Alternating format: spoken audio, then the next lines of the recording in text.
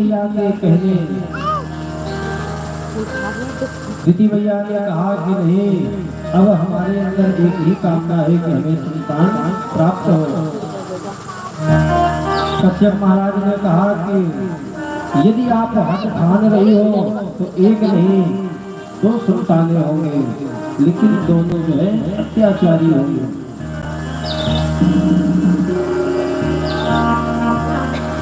कश्यप महाराज अपनी ही पत्नी मैया दीदी को श्राप दे दिए हैं कि एक संतान की बात करती हो देवी, 2 संतान होंगे, लेकिन दोनों अत्याचारी होंगे, पापाचारी होंगे।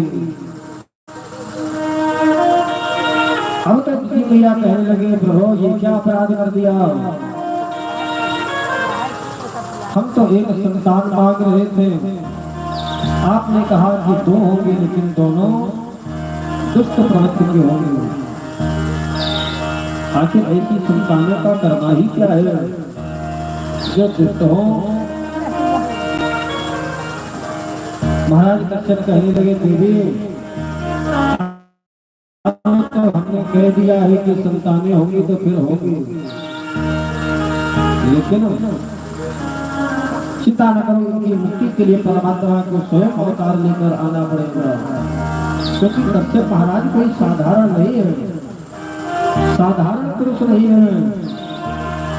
इनके तप का तो जो है बहुत बड़ा प्रभाव है इस धरा पे। आज भी जिनको गोत्र नहीं पता होता है तो कह देते हैं कि कश्यप गोत्र बोल लो। कश्यप महाराज कोई साधारण नहीं है, श्राप भी दिए हैं तो दीदी मैया से बाद में वरदान भी की चिंता न करो, संतानें तो अपने हाथ दुष्ट होंगे, लेकिन इनके उद्धार के लिए परमात्मा को स्वयं अवतार लेके आना पड़ेगा। पितौ पार्षदो माह विजयो विजयेव च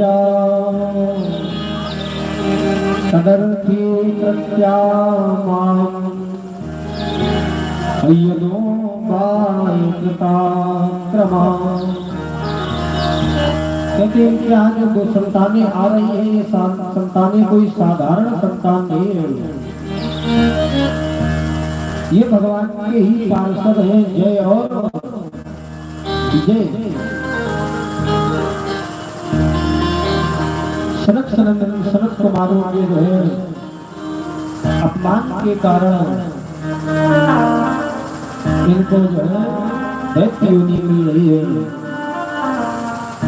आज ये दोनों मैया दीदी के गर्भ में है। देवता लोग त्राही करने लगे हैं कि प्रभु अभी तो संतान का जन्म ही नहीं हुआ और इसका प्रकोप जो है होने लगा है, और जब ये संतानें कश्यप महाराज की आएंगे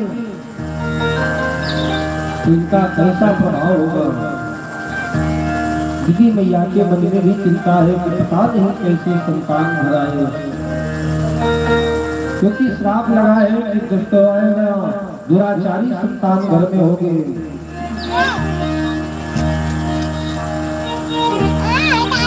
आज जो है दीदी मैया के गर्भ से हिरणाक्ष और हिरण्यकश्यप का जन्म होता है। ये कश्यप महाराज की ही संतानें हैं मैया दीदी से, हिरणाक्ष और हिरण्यकश्यप हो।